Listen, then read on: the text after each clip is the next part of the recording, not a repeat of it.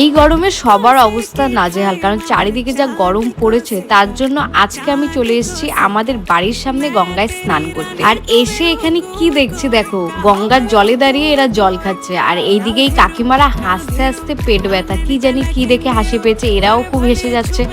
তারপরে আমাদের যে নিজেদের যে সোনা জিনিস ছিল, চেন কানের টানের খুলে আমার বোনের হাতে দিয়ে দিলাম, কারণ আমার বোন অলরেডি স্নান করে ফেলছে, ও করবে না। তো ওকে সবাই দুঃখের সঙ্গে টাটা বলে আমরা এখন জলের দিকে চলে যাচ্ছি। আর এখানে দেখো কত দূর দূর অবধি হাঁটু জল।